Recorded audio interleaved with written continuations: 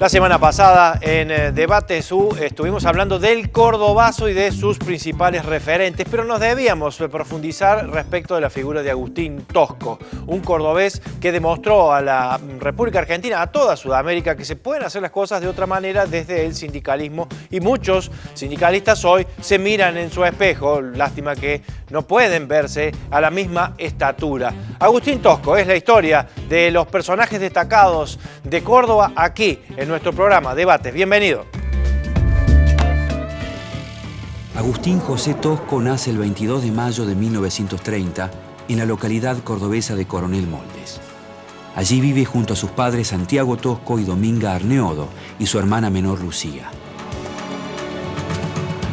En 1944, luego de terminar sus estudios primarios, ingresa a la Escuela de Artes y Oficios Presidente Roca, una institución gratuita a la que concurren muchos chicos del interior de la provincia. Una vez dentro, se decide por la orientación de electricidad, una de las áreas con futuro laboral más promisorio. Ese mismo año se conforma en Córdoba el Sindicato de Luz y Fuerza, y de los encuentros con los representantes gremiales de eléctricos de todo el país, nace la Federación Argentina de Trabajadores de Luz y Fuerza, FATLIF. Con la llegada del peronismo al poder en 1946, comienza una etapa de nacionalización de recursos energéticos. De esta manera, en la provincia de Córdoba, se declaran caducos los contratos de las concesionarias estadounidenses y se estatiza el servicio de energía eléctrica. En consecuencia, se crea en 1949 el SPEC, Servicio Público de Electricidad de Córdoba, que tiempo después se convierte en la EPEC, Empresa Provincial de Energía de Córdoba. A la nueva empresa se incorporan gran cantidad de jóvenes egresados de la Escuela Roca. Entre ellos se encuentra Tosco, quien ingresa como ayudante electricista en el taller de electromecánica de la Estación Mendoza. Allí comienza a participar de la vida sindical y en poco tiempo es elegido subdelegado.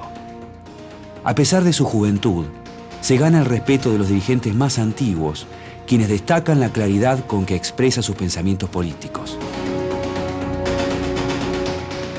En 1952, al regresar del servicio militar y con 22 años recién cumplidos, Tosco es elegido delegado de sección. Al año siguiente, la lista que integra gana las elecciones del gremio y de esta manera ingresa al Consejo Directivo como prosecretario general. Lo acompañan muchos compañeros de la Escuela Roca con quienes comparte la vida de pensión en el barrio Clínicas. Con la llegada de estos jóvenes trabajadores, conocidos como la generación del 53, Luz y Fuerza comienza a transitar un camino que lo llevará a protagonizar las luchas del movimiento obrero cordobés.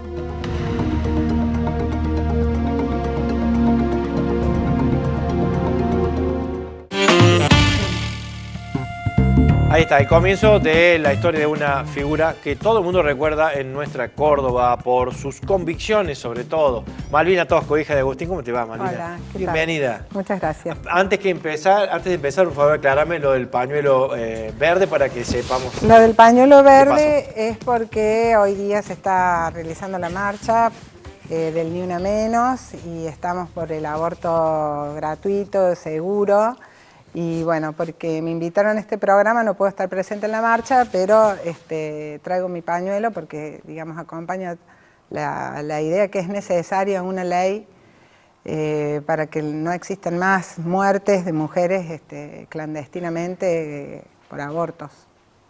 Bueno, perfecto. Estamos haciendo la cobertura como corresponde, pero la idea era tenerte también aquí para hablar de este tema, ¿no? Me imagino que 1000 veces debes haber hablado de la historia de tu papá y te han preguntado detalles que a lo mejor también a vos te los contaban porque se trata de cosas muy antiguas. Acá hay en este tape estamos viendo una revisión desde el momento en que él estudia para ser electricista en una escuela técnica, ¿no? Como tantas escuelas técnicas que hubo, tantas industriales en la provincia de Córdoba, que generaron a tantas personas con habilidades que después fueron grandes obreros. Sí, mi papá nació en Coronel Moldes. También de ese pueblo es mi mamá.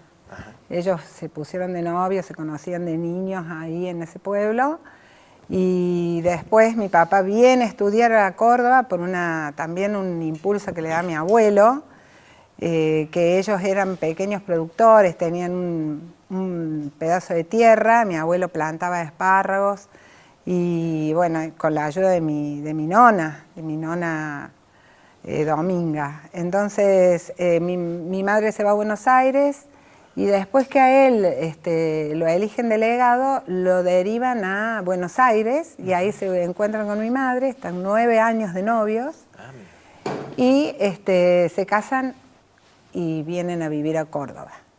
Entonces viven en Barrio Los Naranjos, que es un plan que se da durante el gobierno del general Perón. Y bueno, después nazco yo, que soy su primera hija, y después mi hermano, digamos. Y ya mi papá estaba muy involucrado en el sindicalismo, él era un hombre muy lector. Los libros que nosotros teníamos fueron diezmados porque tuvimos muchísimos allanamientos de la policía. Aclaramos siempre que esto es antes de la dictadura, porque mi papá fallece en el año 75, en noviembre, en el preámbulo de la dictadura, 4 meses antes del 24 de marzo, que empiezan los 8 años nefastos. Pero Córdoba fue un laboratorio para esos militares y la represión acá había comenzado mucho antes. Y mi papá fue un perseguido siempre por el terrorismo de Estado, siempre. Y porque él era un denunciador, él era un hombre que denunciaba con nombre y apellido, y eso hacía que se sintiera incómodo el poder imperante. Él buscaba la democracia. Por eso amigo personal fue del doctor Arturo Illia, que le dan el golpe y que por eso le da el golpe Onganía, y después en el año 69 se produce el Cordobazo. Pero, digamos, en el 66 el doctor Arturo Illia es derrocado. Si bien él gana con un peronismo proscripto, medio débil, pero se produce en ese momento lo que también vivimos hoy, que es esa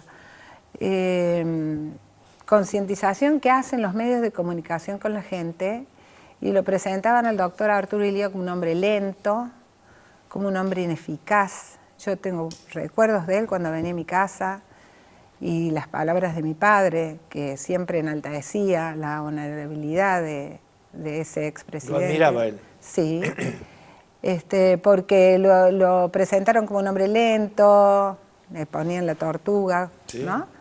Y que el doctor Arturo Illia deshizo los contratos que tenía la República Argentina con los Estados Unidos para la explotación del petróleo, que no es nada menor, ¿no? Claro. También él promulgó la ley del salario mínimo vital y móvil, que tanto hablamos hoy.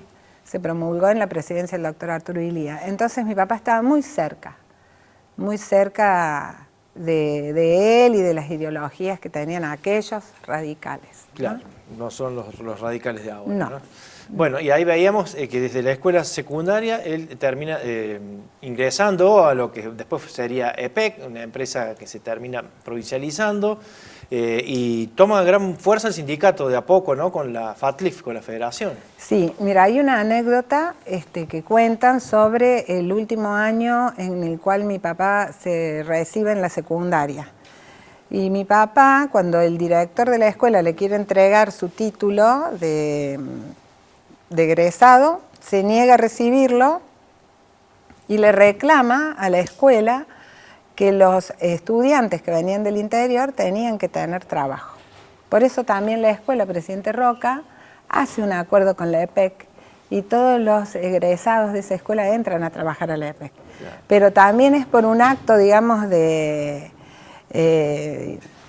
rebeldía que él tiene con la escuela de la cual había cursado toda su secundaria. Qué bárbaro, ¿no? Ese primer planteo ahí de rebeldía para demostrar quién era. Claro, y que a veces, digamos, cuando uno no tiene nada y no hace nada, nunca llega a nada. Él lo intenta, se revela, le reclama a la escuela y por eso después pueden entrar a trabajar. Él y todos los egresados como decía el video, que entran muchos chicos que venían del interior.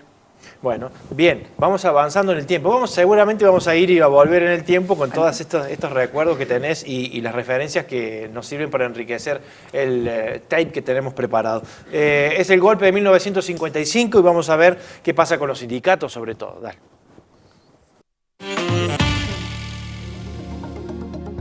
Luego del golpe de Estado de 1955, las centrales obreras de todo el país son intervenidas. Pero Córdoba vive una situación diferente y en 1956 la CGT regional es la primera en normalizarse. En ese marco, Luz y Fuerza, con la elección de sus delegados, da un paso importante en la recuperación de los sindicatos. En el mes de diciembre se realizan elecciones y Tosco es elegido secretario general del gremio. En la nueva conducción conviven peronistas, radicales, comunistas e independientes. Esta amplitud ideológica será un pilar en la política promovida por Tosco en el interior del sindicato.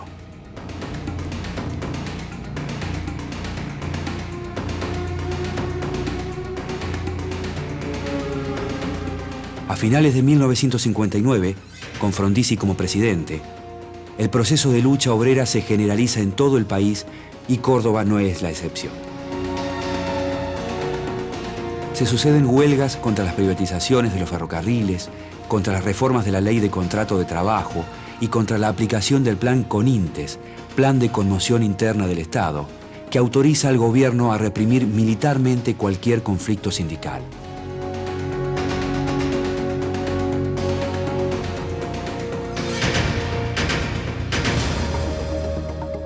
En Córdoba, el intento de privatizar la empresa provincial de energía provoca una resistencia inmediata por parte del sindicato y el plan de lucha que lleva adelante Tosco impide que EPEC caiga en manos privadas.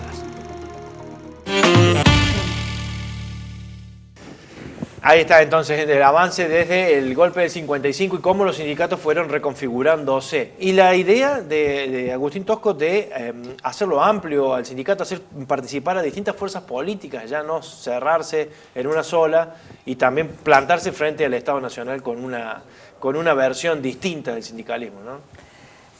Claro, mi papá entendía que él representaba a los trabajadores y que los trabajadores tienen vienen de distintas culturas, de distintas formaciones familiares, de distintos pensamientos ideológicos, y junto con él había muchísimos compañeros peronistas, había radicales, había comunistas, todos compañeros de la izquierda que estuvieron al lado de él, cerca de él.